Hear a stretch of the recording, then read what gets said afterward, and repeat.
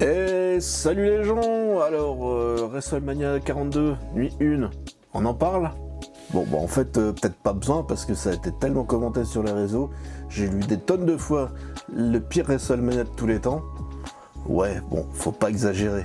Alors, grâce à Netflix, t'as tout le catalogue WrestleMania, t'as tout le catalogue PLI WWE. D'ailleurs, je me suis dit, tiens, si je me refaisais 30 ans de PLI, et puis que je vous les commande, que je vous fasse une vidéo là-dessus.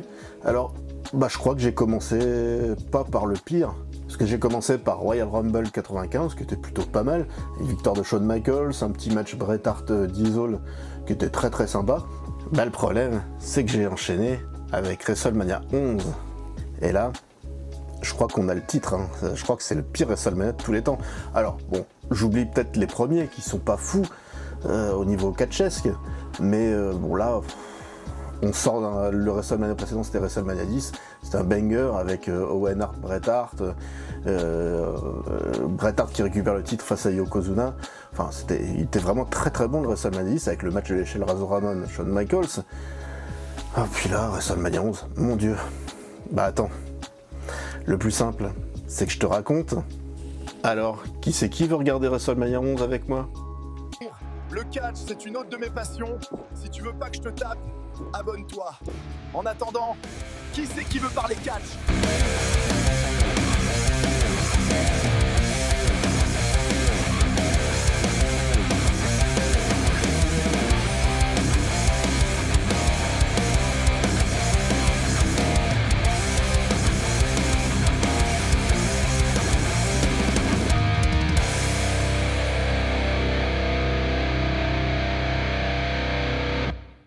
Comme tout bon PLI à l'époque, ça commence simplement par America's Beautiful. Alors souvent c'est des chanteurs très connus aux États-Unis, c'est des illustres inconnus pour nous qui chantent.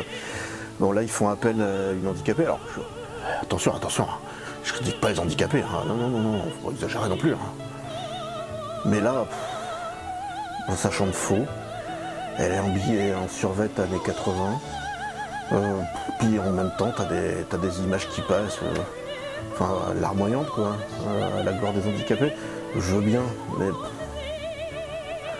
tu te dis, j'espère que WrestleMania va pas être de ce niveau-là. C'est qu'une chanson après tout, il n'y a qu'à supporter. Et puis à l'époque, nous les PLI ils sont diffusés 3 mois après, donc bah souvent je peux pas les regarder en live.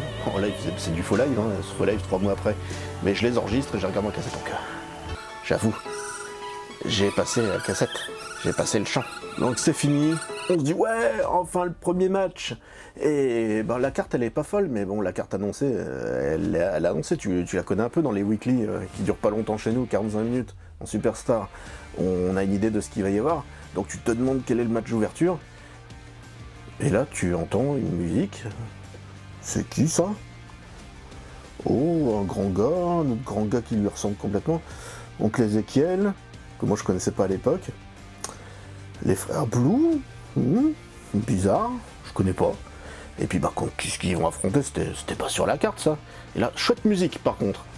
Et une nouvelle équipe, Lex Luger, British Bulldog, les Forces Alliées. Pourquoi pas? Bonne équipe. Ça peut donner sur le papier. Et là, t'as un match un peu inutile où il se passe pas grand-chose. Bon, en même temps, c'est pas la fine fleur du catch, hein. Le British Bulldog à l'époque, il est surtout bodybuildé. Lex Luger, pareil, hein. C'est pas des dieux du catch. Bon, c'est un peu pénible à regarder, c'est un peu long. Ça fait match simple, voilà. Pour une victoire des Forces Alliées, donc tu dis bon, ils ont prévu des chouettes trucs avec eux après. Et bah non, ils feront rien après, on n'entendra plus parler. Alors que la musique est chouette, qu'ils leur ont faite, elle est sur mesure, elle était géniale. Alors qu'est-ce qui s'est passé? Je ne sais pas. Alors tout le long du show, bah, c'est WrestleMania, hein. À l'époque WrestleMania c'est pas tout à fait comme maintenant. On a des apparences de guests tout le long du show. Donc cette année les guests c'est Jenny McCarthy, Playmate Playboy. On a et puis présentatrice MTV, on a Pamela Anderson, Playmate Playboy, et puis actrice d'Alerte à Malibu. On fait beaucoup dans le Playmate Playboy là cette année-là quand même. On a un petit jeune qui joue dans un sitcom américain, puis un gars, je crois que c'est New York PD Blues, c'est vrai. Bon, ces gars-là, voilà, ils font des apparitions tout le long du show, ça sert pas à grand chose. Moi, ça me hype pas spécialement. Match suivant, enfin, et là on a Jeff Jarrett qui affronte Razor Ramon, rematch du Royal Rumble où Jeff Jarrett avait pris le titre intercontinental.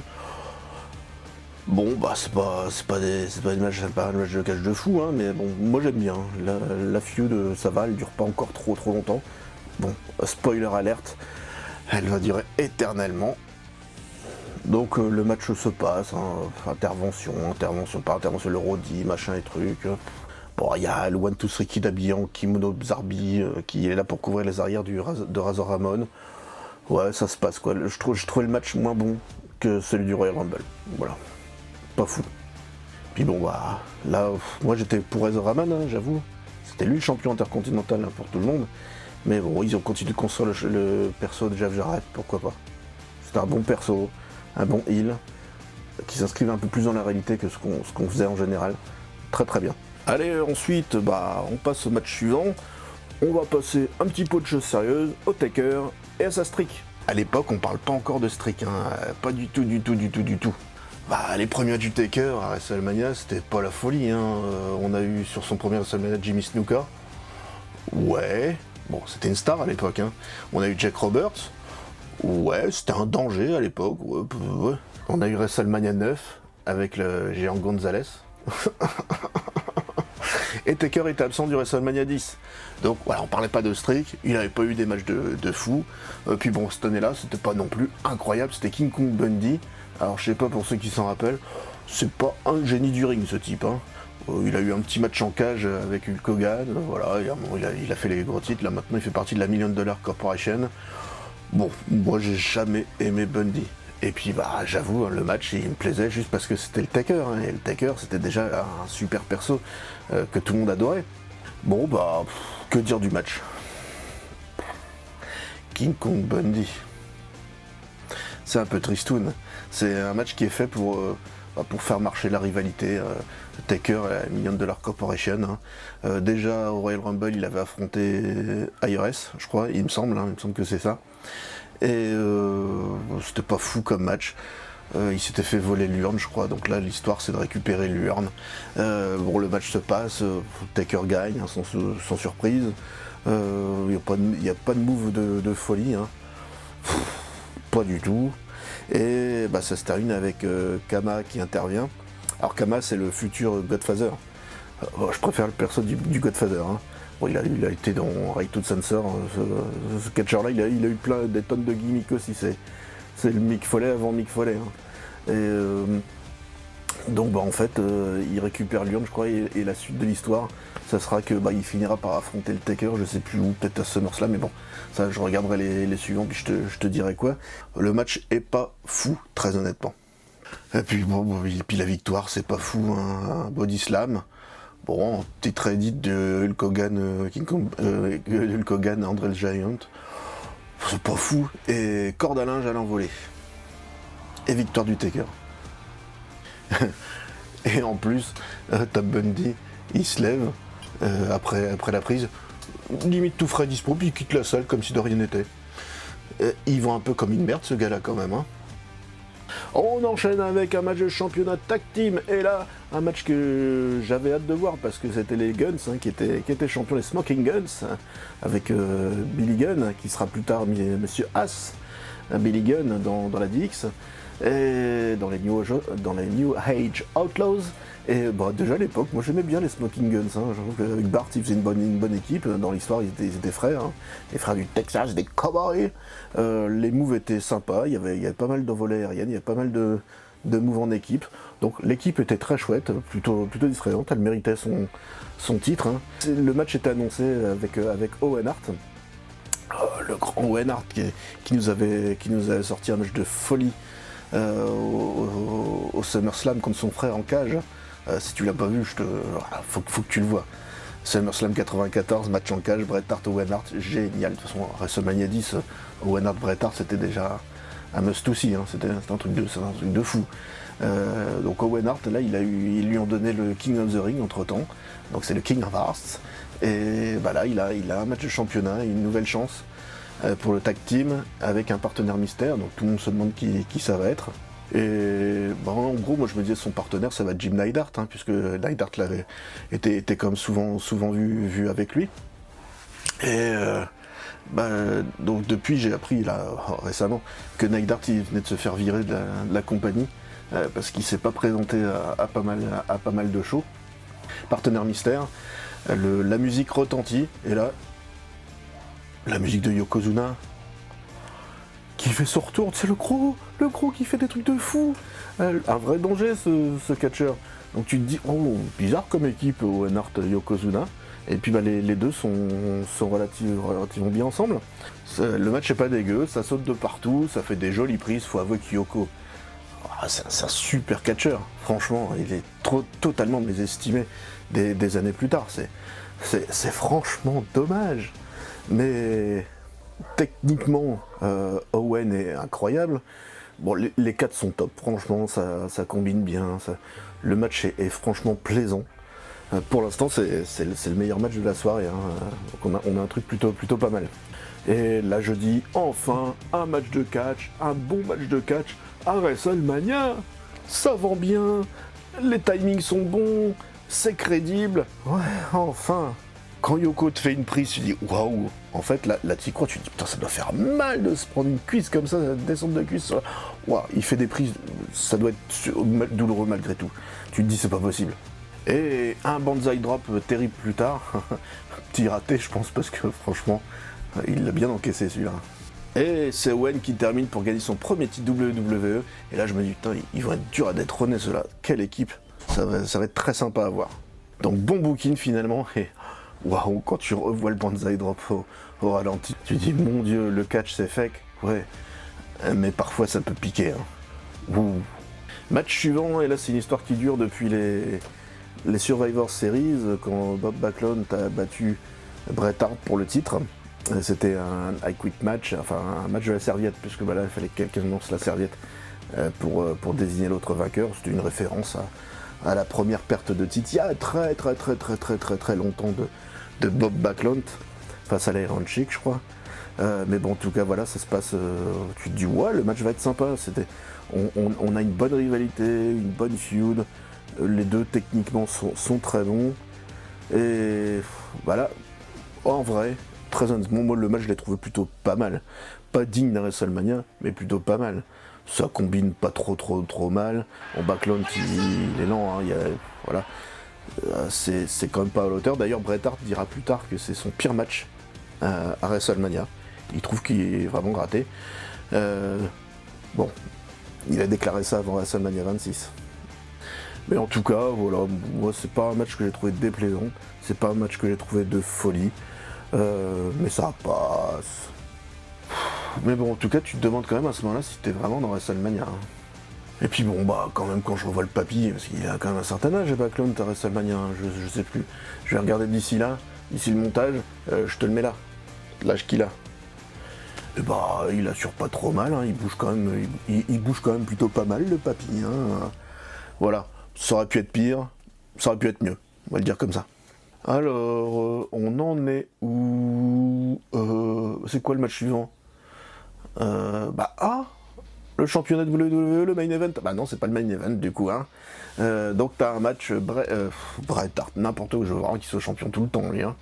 T'as un match Shawn Michaels Diesel, Shawn Michaels qui a remporté le Rumble et qui a une chance contre Big Daddy Cool, son ancien super pote. L'histoire veut que Michaels se présente au ring avec Pamela Anderson. Et là, non, elle n'est pas là. Donc il arrive au ring avec Jenny McCarthy, l'autre playmate. Et c'est Diesel qui se pointe au ring avec Pamela Anderson. Wow, ça commence bien pour l'histoire. C'est donc pas le main event, penses-tu? Pour moi, c'était le match que tout le monde voulait voir. Moi c'est le match que j'attendais le plus, au final. J'adorais l'entrée de Big Daddy Cool.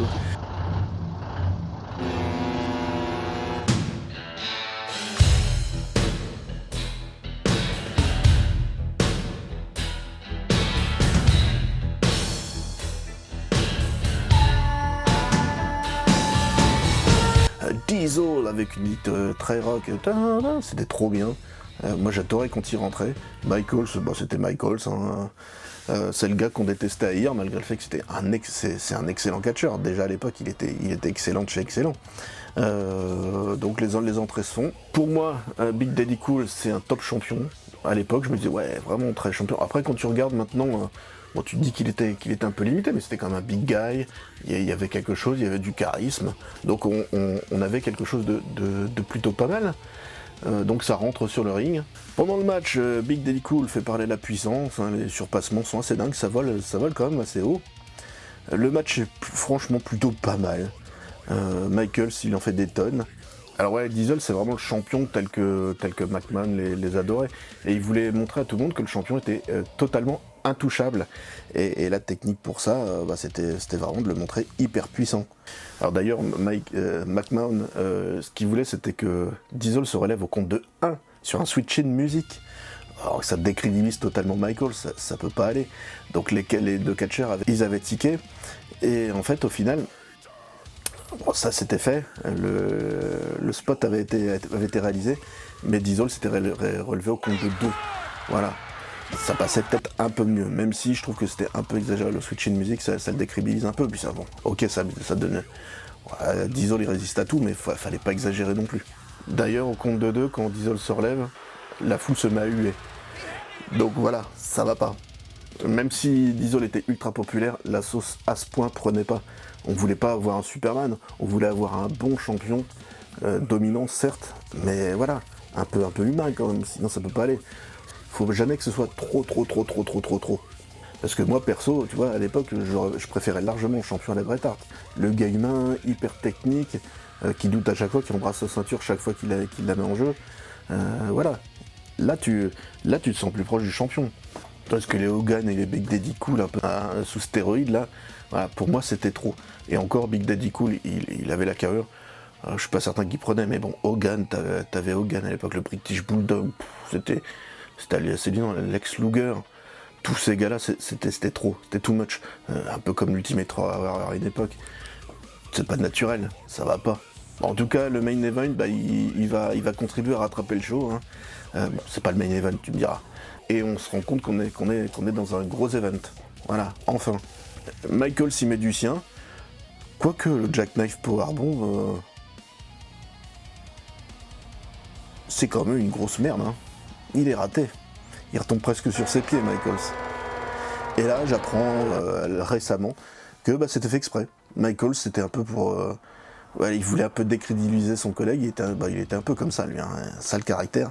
Et il a fait exprès de mal l'encaisser, puis voilà. Bon, en tout cas, après le Jackknife, 1, 2, 3, c'est fini. Donc, titre célébré, ça se célèbre avec les playmates sur le ring.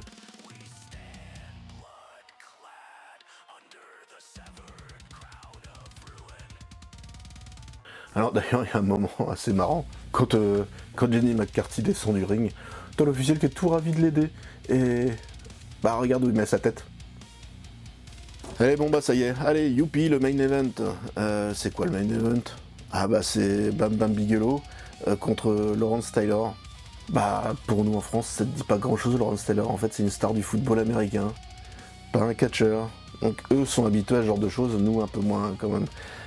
Ils se pointent au ring avec tout plein d'autres stars du foot américain. Ils en font des tonnes sur le Star Power puisqu'ils se pointent avec d'autres pros de la NFL, dont Mike Coles, qui fera partie de la WCW après, hein, et l'expérience va lui plaire, il va rentrer dans le catch. Hein. Donc moi franchement je suis pas hypé. Et bizarrement, il y a un truc de fou, c'est que Bigelow, il vend le match comme jamais. En fait, c'est un super catcheur, Bigelow, déjà, ça. Franchement, il aurait pu dire non, il aurait pu pas en faire des caisses, mais non, il vend bien, on voit qu'il est en hyper difficulté, il donne une vraie crédibilité à Taylor. Tu me diras, il a quand même touché 250 000 $ juste pour faire ce match-là. Tu m'étonnes qu'il s'est donné du mal, mais bon, d'autres l'auraient peut-être pas fait. Donc il y arrive, il le fait bien, le match c'est pas une cata, loin de là, même si on a un peu une monoprise de la part de Lawrence Taylor, hein, il saute, il met des coups de coude, voilà, des coups de coude à la volée, ça donne à peu près ça. C'est pas ouf, et ça a le mérite d'exister. Donc moi je trouve quand même que c'est pas ouf pour un main event, hein. Regarde-le d'ailleurs, et comme ça tu t'arrêteras de te plaindre hein, de ce que Orton et Cody Rhodes ont produit à la nuit 1 de WrestleMania 42. Bah oui, il faut relativiser parfois, hein. Il y a eu bien pire. Le match se termine sur un coup d'avant-bras de Lawrence Taylor, bah oui, c'est sa monoprise. Et bah tu as l'impression qu'il en fait des tonnes, Lawrence Taylor à la fin, il tire un peu debout, machin et trucs. Donc tu dis, oh, il exagère un peu. Et en fait, non, il exagère pas. Il a été dit qu'après, le match était tellement physique pour lui qu'il se rendait pas compte hein, que c'était physique comme ça le catch, et qu'en vrai, il tenait plus debout. Même à un moment, il va célébrer avec le Sgt. Pepper. Alors ça, c'est bizarre. Moi, j'avais ce souvenir-là, étant jeune, d'une chanson des Sgt. Pepper sur l'entrée ou la sortie de LT. Je sais plus trop quand c'était, mais sur la diffusion Netflix, sur le stream Netflix, il y a plus ce passage-là. Mais en tout cas, après le match, je sais, j'ai lu qu'il allait voir les Sgt. Pepper, puis qu'ils lui ont même sorti un siège pour qu'il puisse s'appuyer sur le bord et tout. Et il était au bord du gouffre, le Lawrence Taylor. Hein. Il a vraiment souffert sur le match. Et pourtant, il n'y a pas d'erreur ou pas de vengeance, comme ça peut être le cas parfois dans le catch de Bam Bam Bigelow.